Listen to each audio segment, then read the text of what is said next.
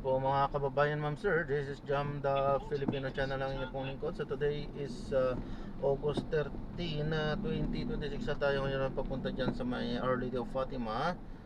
Dito yan sa may Maysan, Valenzuela, ay Maysan tuloy, Marulas, Valenzuela. At dadalhin po natin yan sa may MRT North Station, sa may EDSA Philam, Diliman, Quezon City. Okay, magbabalik po tayo mamaya konti po. Pang nakuha na po natin si disclaimer lamang po, ang content po natin ay kalsada at hindi ang passenger. Kaya naman sakasakali man po na may marinig kayo mga pangalan ng lugar, pangalan ng tao, pangalan ng organization sa government o private man yan, ay wala pong kinalaman ng channel na ito at wala pong pinapatungkulan. Lahat po ng pinag-uusapan dito ay pawang dito lamang po yan sa loob at wala pong pinapatungkulan sa labas. Magbabalik po tayo mamaya konti po pag nakakuha na po natin sila.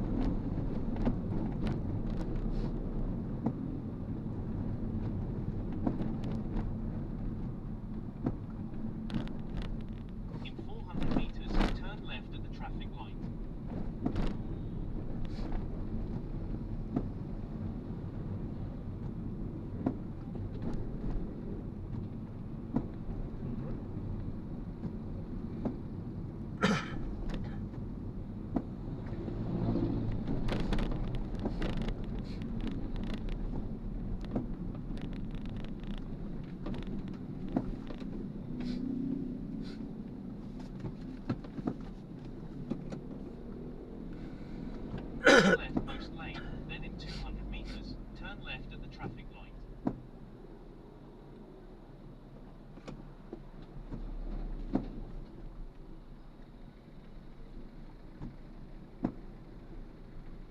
Hindi. Ano talaga yung talagang ano?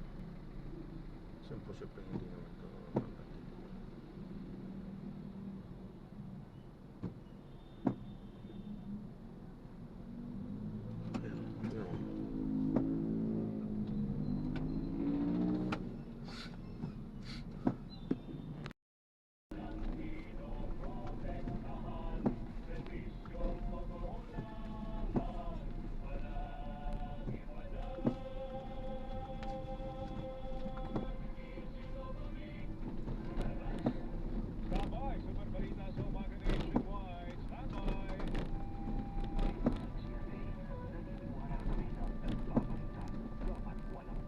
Turn left, then in 60 meters, turn right.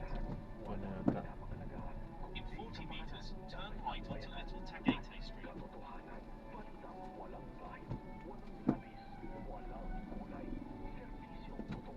Oras, dalawang kalahating minuto makalipas ang alas 7. Dito no? Handog sa inyo ng Super Radyo DZBB at lahat ng Super Radyo sa Luzon, Visayas at Mindanao. Live ngayong umaga, ito ang Super Balita sa Umaga nationwide. Nag-uulat live mula sa Super Radyo DZBB. Narito sina Joel Reyes-Abel at Melo Temprano. Continue straight at the first intersection. Then, in 40 meters, turn right. Sa ating mga headlines, Cavite, Pampanga, Mangaldan, Pangasinan at Kalumpit, Bulacan, isinailalim na sa Turn state right of onto calamity Tambo Hills dahil sa Road. epekto ng mga nagdaang bagyo at habagat. Ba't ano bang tumbok niyan? Ilang ng mga nasawi dahil sa epekto ng masamang panahon, umakyat na sa 21 Baka mamaya ayon ito sa naman pala yun. NDRRMC. Isa sa 4 na kabataan na tumalong at hinanong sa nangaragasan Continue Marilao for River sa 300 Bulacan meters, then turn left onto MacArthur Highway. sa paralan sa ilang lugar sa bansa, suspendido pa rin ngayong araw dahil sa masamang panahon.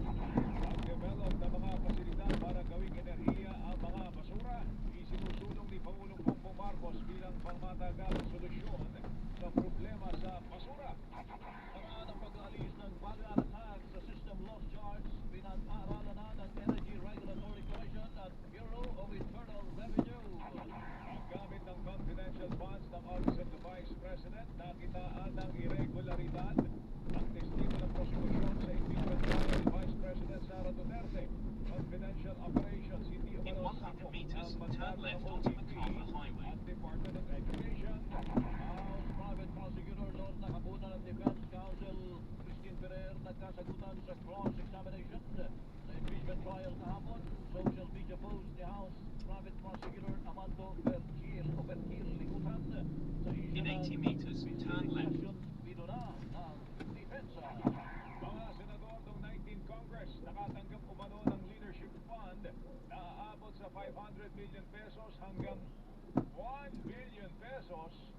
Bawat isa yan. Ayon kay dating DPWH Secretary Manuel Bonoan, ilang senador pinabulaanan ang aligasyon. Petisyon na humihiling na isapubliko ang draft report ng Senate Blue Ribbon Committee sa Madabalyang Flood Control Projects ibinasura ng Korte Suprema. Debt satisfaction rating ng Administrasyong Marcos tumaas batay sa survey ng Social Weather Stations. Super Balita sa Umaga, nationwide! Para hindi mahuli sa mga balita, sundan ang mga social media accounts sa Super Radio DCWB. Mag-subscribe sa aming YouTube channel at kami i-follow sa Facebook, TikTok at X. Hanapin lamang Super Radio DCWB para makita ang aming mga official social media account. Tutok na para sa mga balitang tama at totoo, mga kapuso. Bantay Panahon!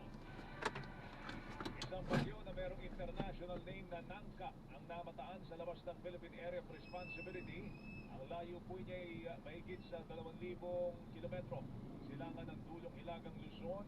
Ayon po sa Pag-asa, patuloy ang paglayo ng naturang bagyo at hindi inaasahang papasok sa Philippine Area of Responsibility. Ito po'y kumikilos pasilangan sa bilis na 10 kilometro bawat oras. Samantala, patuloy na mga apektado ng hangin habagat ang Luzon. Tulad po ng habagat ng Metro Manila, Ilocos Region, Benguet, Abra, Zambales, Bataan, Tarlac, Nueva Ecija, Pampanga, Bulacan, Cavite, Laguna, Batangas, Rizal, Palawan, Marinduque, Occidental Mindoro, Oriental Mindoro ay makakaranas ng maulap na papurin na may kalat-kalat na pagulan, pagkulog at pagkidlat. Apektado rin ang habagat ng lalalabing bahagi ng Luzon na magkakaroon po ng bagyang maulap hanggang sa maulap na kalangitan na may pulong-pulong pagulan. Habang ang Visayas at Mindanao ay makakaranas ng bagyang maulap hanggang sa maulap na papurin na may pulong-pulong pagulan, pagkulog, pagkidlat. Dulot naman ang localized thunderstorm. Bantay Panahon! Ito ang Super Balita sa Umaga, nationwide! Sa detalye ng ating mga balita, isinailalim na sa state of calamity ang Cavite, Pampanga, Mangaldan sa Pangasinan, Kalumpit dyan sa Bulacan dahil sa epekto ng mga nagdaang bagyo at habagat. Ayon kay Cavite Governor Francisco Gabriel Remulla, nagdulot po ng pagbaha at pinsala ang malalakas na pagulan at Ay, hangin boss, sa iba't ibang okay lang sa bahagi inyo ng yung Laguna. Gcash? Sinabi Sir, naman ng okay. Pampanga Public Baka kasi wala kayo Information space sa 1,000 Office eh. na umabot po sa mahigit Wala ho talaga.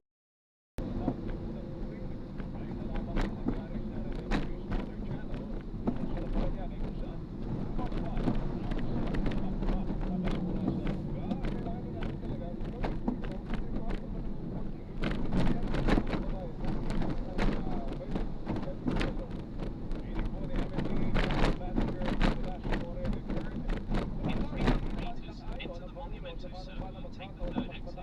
Sa mga walang pakundangan nagtatago ng basura, lalo na kung wala ng malinaw na sistema ng garbage collection.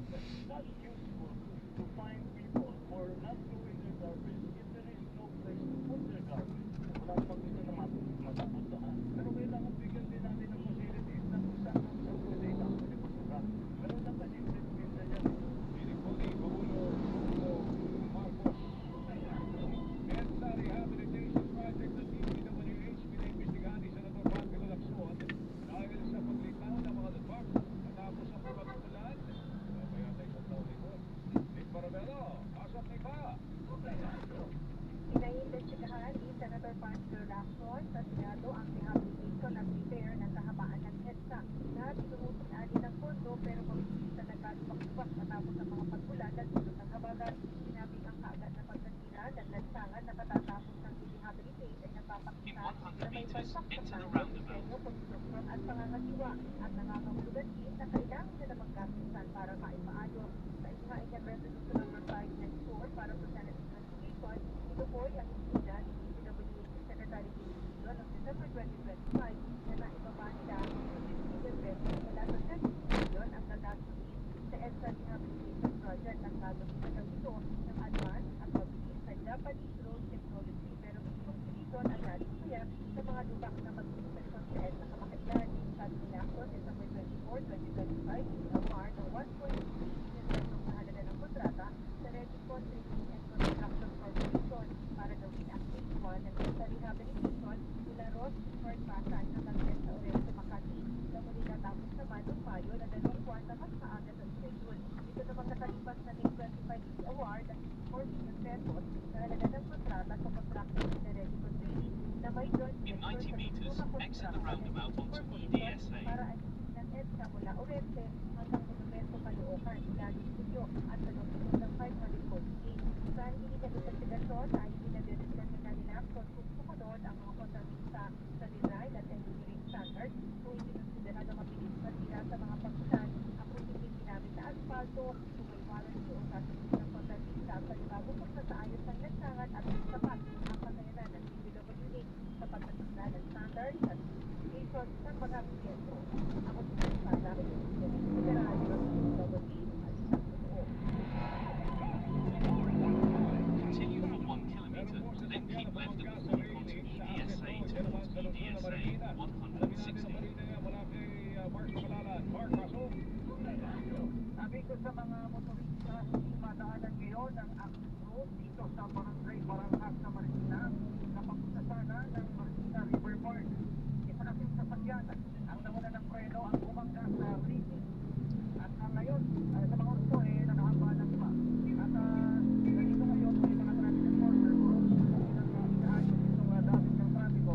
Dahil ang kwento sa atin, itong sasakyan ay galing ng Marcos Highway. Ngayon, itong access road ay paikot at habang pababa mo itong sasakyan ay nawalan ito ng preno at tumama pa nga sa puno bago tuluyang bumangga dito sa railing.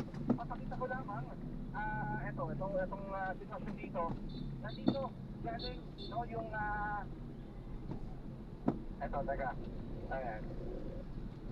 Nandito galing yung sasakyan, Marcos Highway area. Tapos, teka, sabi ko lang yung camera. Eto, si Kuya Anthony ang nagmamando nito. Ayan. Kita pa kita. Ayan. So ito muna dito sa, ayan, itong traffic. Ito galing yan, Marcos Highway. Pagkatapos pababa dito sa access road, ito ay paikot, no? Nawala ng preno yung sasakyan. Kaya, oo, merong mga motorsiklo dumadaan kahit na bawal, pinagbibigyan na lang.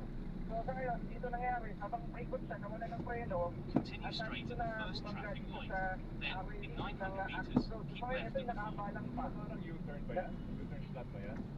Oo, ito yung ikutan pababa nito ang labas mo papunta ng Marikina River Park. So sana ito'y natadaanan pa papunta sa bayan. Kasi ang problema, dahil na nakabalang ito, ang tanging nakadaraan na naman dito ay mga motorsiklo. So wala pang Nasaktan ba? no? Nasaktan? Yung driver nito ang palayam natin sa traffic enforcer, dumadaig ng pananakit ng katawan. Ito raw ay nasa influensya ng alak. Aminado raw na nakainom. Sa ngayon ay dinala na sa traffic bureau ng Marikina para sa investigasyon at ipagharap din sa reklamo. Ako sa Mark Pakalalad ng GMA. Super Radio. DCWB, balitang totoo. Radyo, gas, pantay, kalsada. Ang oras po natin alas 7:22 sa buong umaga, pinag-aaralan na ng Energy Regulatory Commission at Bureau of Internal Revenue kung paano maaalis muna ang value-added tax o VAT sa system loss charge para mabawasan ang bayarin sa kuryente. Yan ay habang hindi pa naamyentahan ang Electric Power Industry Reform Act of 2001 na tuluyang magtatanggal dito. Kung matatanggal mo ang 12% value-added tax sa system loss charge, nasa 21 pesos ang matitipid ng mga consumer na kumukonsumo ng 200 kWh kada buwan. Pero magkakasamuna ng pampublikong pagdinig kasama mga energy stakeholder. Ayon kay ERC Chairman Francis Atornido Juan, sa unang linggo ng Setyembre, magsasapinan sila ng isang resolusyon. By first week of September, we'd already finalized the resolution. And hopefully, at around that time, the BIR is also ready with its own issuance. Ang tinig ni Attorney Francis Atornido Juan, Chairman ng Energy Regulatory Commission, para naman maalis ang bayad sa non-technical system loss tulad ng mga nakaw na kuryente, kailangang pautangin ang mga electric cooperative para hindi sila malugi. 100% all application tanggalin natin right now with the additional loan fund of 20% loan. Ang tinig ni Antonio Mariano, Alpena, Administrador ng National Electrification Administration.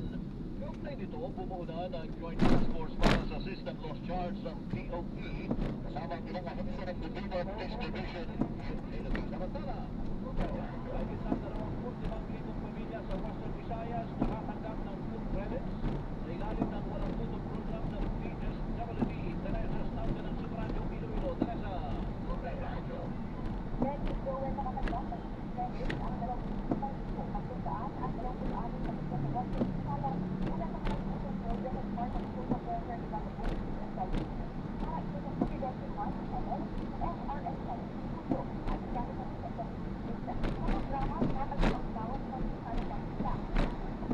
Kung ito, sa Sarasala, o sa magandang kung ating sumalan, na sa makasimulo ng mga konsyon, nagsigang ang matalasahan sa ulang mga ganitong kalusugalan, makanahal at kadamayan. Mula po siya kaparasyaan sa kapag ang sa abote, sinabi sa mga beneficiary o service.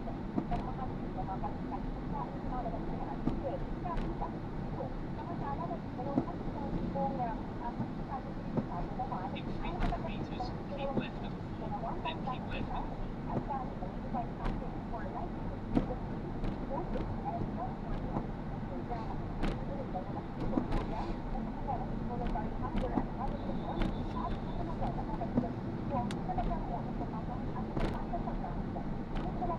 In 100 meters, keep left at 4. Ngayon nakikinig sa Super Balita sa Umaga, Nationwide. Ako mga kapuso, sigurado po ang rainy season. Kaya kung sino na po sa rin, pinakaayos na natin mangyari sa ating ngayon, mga kapuso, magkapatid. Dami yung ating gastusin, magkakasalit na tayo.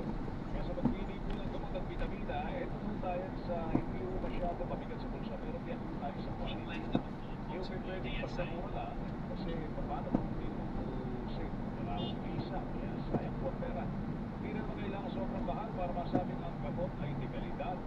Ang payo po ng Unilab, piliin ang tunay na quality Continue sa on DSA presyo for 3 kilometers. kaya.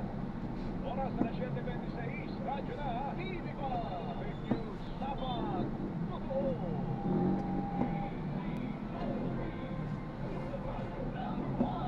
DCWB, Balita Totoo. Sa ikawanong pagkakataon, kinilala ang Super Radio DCWB bilang AM Radio Station of the Year sa Platinum Stallion Media Awards ng Trinity University of Asia. Muling pagkilala ito sa mahalagang papel ng Super Radio DCWB sa pagbibigay ng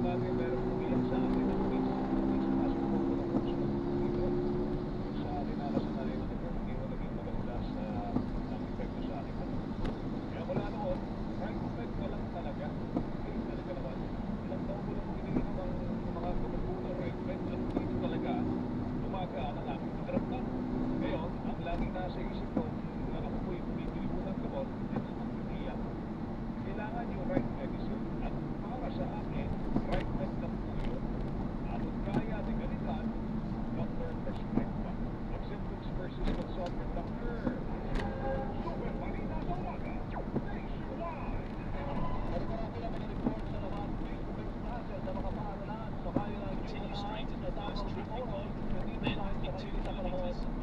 Ryan Carolla, sa Radyo Davao. John Ryan.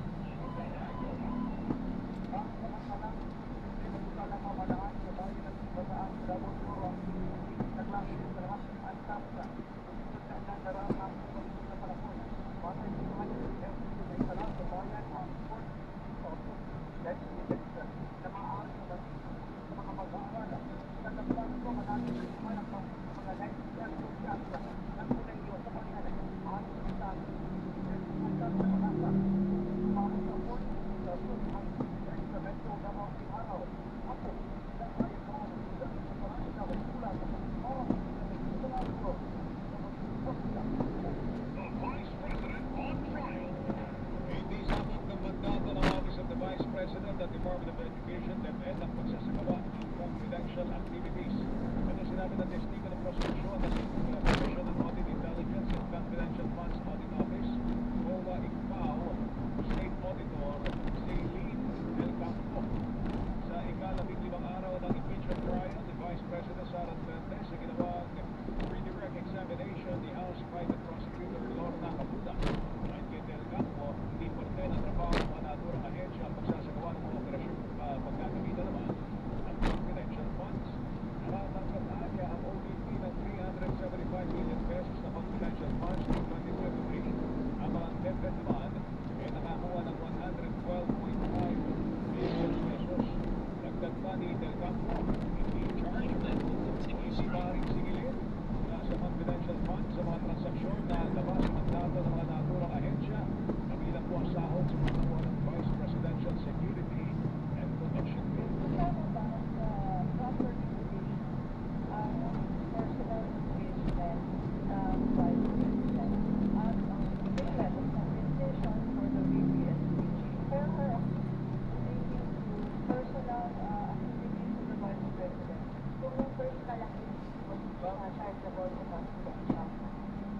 Inikbuyan ni na House Private Prosecutor Lorna Caputa ng COA Icpao State Auditor Celine Del Campo.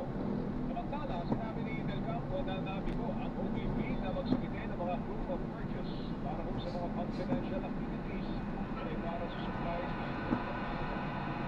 sa accomplishment report ng OVP para April 25. Pwede nyo lang i-sensor habang nag-ano tayo para Sa 40 billion pesos. baba na lang po kayo ng pagtitipunan. Pwede nyo pang i-send. Kasi bawal tayo mag-ano ng matagal dun sa babaan dun. So sa pananaw mo, hindi niya lang maging confidential yung pinila ng supply. Ang confidential sa pagpapili tayo ng supply ng food ng Nike.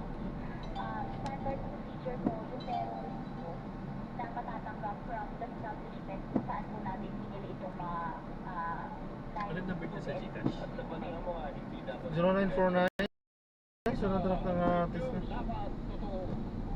Salamat po sa panonood hanggang sa muli po. Ingat. God bless. Paalam po. Hanggang sa madalo po.